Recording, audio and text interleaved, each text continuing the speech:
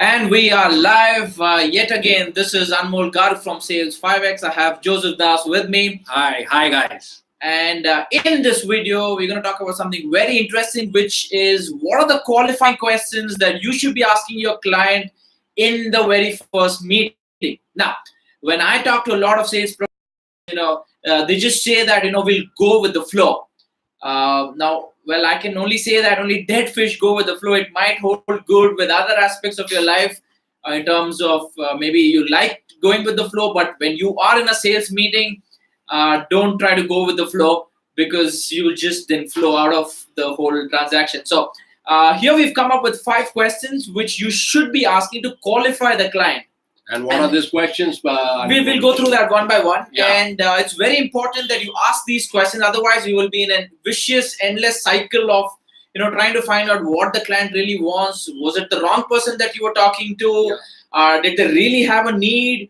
And you don't want to discover all this at the fag end. When the client says, "Look, this is not working for us." You don't want to hear it then. It's better you hear it upfront right now. Okay. The first question is, very very politely ask them what motivated you to have this meeting with us.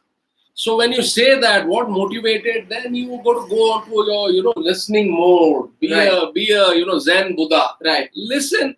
Allow the customer in any conversation, any sales conversation. It should be 20% of me as a sales guy talking, and remaining you complete and more. Absolutely, is just you listening. 80% is the listening part. That's all. Because when he's telling you what motivated him to call you, he's going to throw some cues, some really important signals which you will know, which you can use during your pitch. For instance, if he says, I called you because I'm fed up with my sales team. Let's say he Correct. says that, which means, okay, look, you know that the pain point is high. You know that the iron is hot right now for you to strike.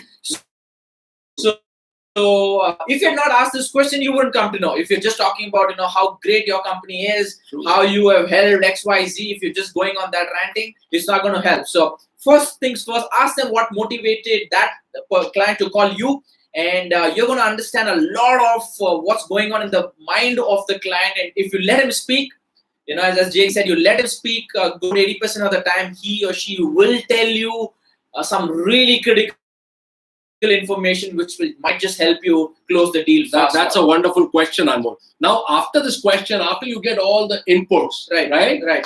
what could be your next follow-up question? Very simply about what is your expectation, or what are you trying to accomplish with this meeting? Okay, when you ask this question, he's going to come out with all that is there. Yeah, these are not questions which a lot of people ask. Yeah. You might be a little uncomfortable asking upfront, but trust me, this actually works. Correct. So when you ask him what is your accomplishment, then he'll be forced to give you. If you want to even improve that question a bit, tell us 2 points which you want to accomplish, and then True. he's forced to categorize the answer into 2 points. Yeah. So we all are on the same page. We Yeah. know what the end goal is. Like it's like playing a football match. Imagine if there's no goal post either sides. Absolutely. No, I figured out one more thing, Anmol, in this Right. question, is that you set the tone and agenda for the meeting. True. Anmol. So that, for organizations, for a sales guy, traveling to the customer's place and, investing his time, energy, money, all that, just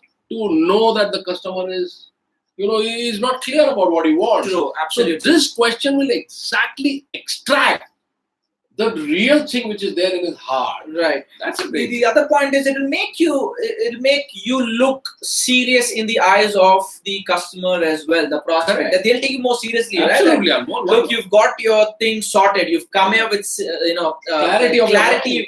You've got these questions written out.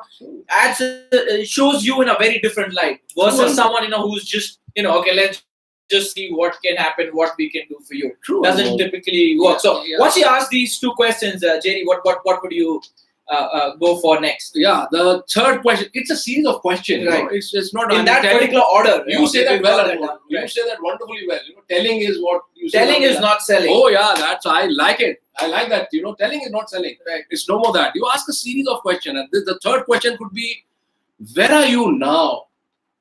And where do you want to be, say, 3, 6, 9 months from now? True. And what it looks like, and then you pause again, you become a Zen Buddha, listening mode. That's Absolutely. all. Yeah. That's when the customer will go deeper. You know, these questions also do one more thing. There's a different aspect to it, Anmol, and that is actually to give customer the insight and also force him to think. True. Sometimes because it becomes so business becomes so mechanical and mundane that people tend to sit down and reflect on all this thing. This actually gets you to the right, and then the customer you are giving clarity to the customer. True. This could be your third question. Absolutely, and it helps you know what the client expectations are, right? There's no mismatch. Absolutely. It's not like few months into the deal you're realizing the client wanted the sun and you're delivering the trees, right? Correct. It's better that the expectations are spelled out from both ends. It's not just what the client has expectations of you. It's also what you expect the client to do. Yeah. Right. So if those expectations are out of the way, then you know what you're in it for. True. Right. So that's extremely crucial. So these the three questions. The fourth one, JD, bring it on. The fourth question. Before I shoot the fourth question, Anmol, all this has to happen in a very friendly manner. Very It important. should not look like you are come to investigate the client, interrogate him. It's not a. I mean, you're not a cop and he's not a criminal. Right. Right. You ask a very friendly, build rapport. It's also an opportunity to build a rapport with the client. True. I think that's a very, very important point, Jerry. Yeah. So Jerry's talking about not being like this cop shooting questions, because that's not going to go down too well with the client. You've got to take it easy, right? So again, it needs to look like a conversation. Yeah, It shouldn't be that you're a reporter with a book. You're asking a question and you're writing down the answer. No, you've got to add your own elements to it. Once you get a response, acknowledge it, and then make it a very friendly conversation. But don't compromise on the question. Make it friendly, but still be assertive. And that's, I think, the art of a great sales guy. Please show your customer that you care. Right. Yeah. True. And show the customer that you are there for him to provide solutions for him. Right. And here goes the fourth question. The fourth question could be, Anmol, what is your actual real problem? And for how long are you struggling with that problem? True. This will allow him to become a sniper and exactly go and shoot at the problem. For any sales guy, that is the real deal. Right. He will talk about the problem. The problem, yesterday I was with a customer, Anmol, as you know. He was very vague in his approach. He's saying, I want sales excellence. What do you mean by sales excellence? That means nothing. Right. Then when I asked him, go deeper, dig deeper, what do you mean? Then he said, communication.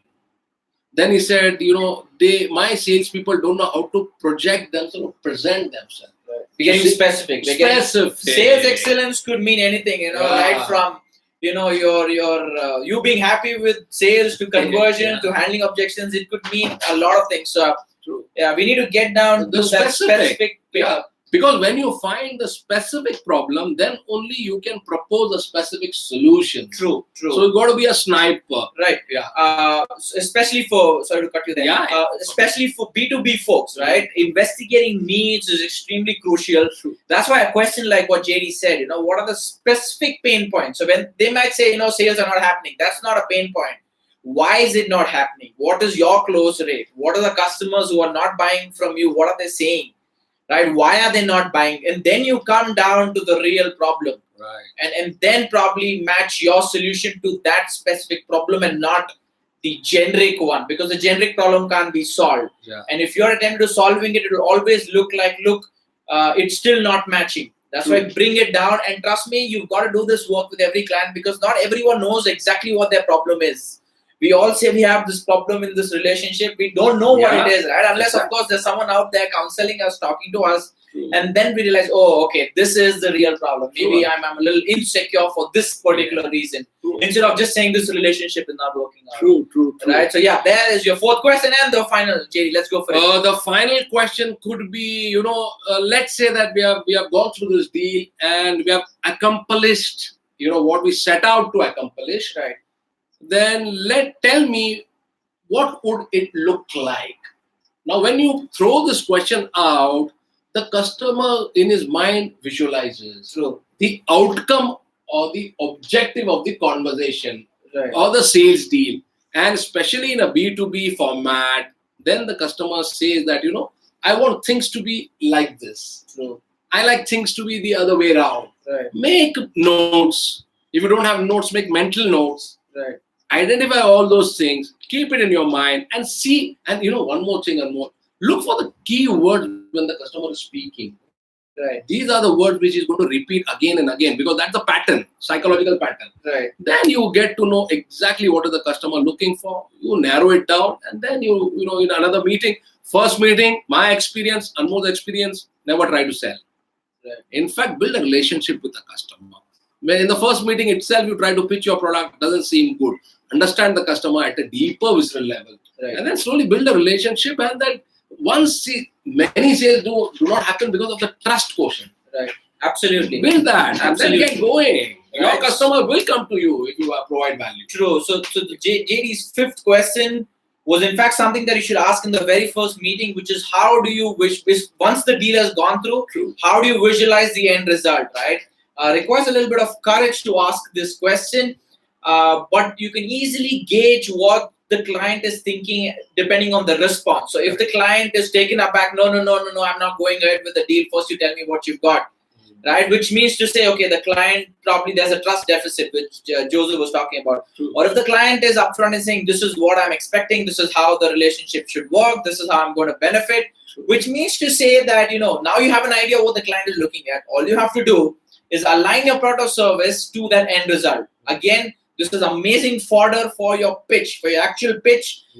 This is what you are going to talk about, which is related to that happy ending, that goal, that promised land that you are out to show him. So once you ask these 5 questions, trust me, half the battle is won. Half the battle is won. 50% of the work is done because you've let the client speak. You pretty much know what's happening in their mind, right? And over the course, which is your actual pitch, the objection handling, closing, all of this will be simplified if you've asked these 5 questions religiously.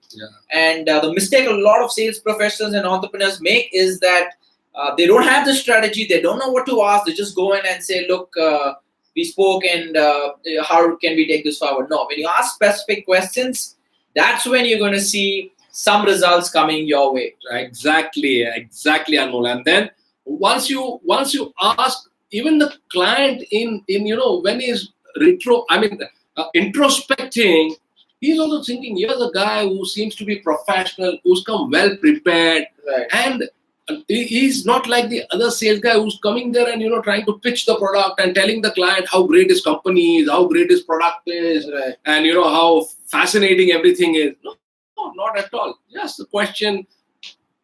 Deep questions will give you deep answers. As simple as that. Absolutely. And when you show that you care for the customer, at the same time, simultaneously, you're also building rapport with the customer. True. By asking him questions. And this is a tried, tested, and trusted, series of questions.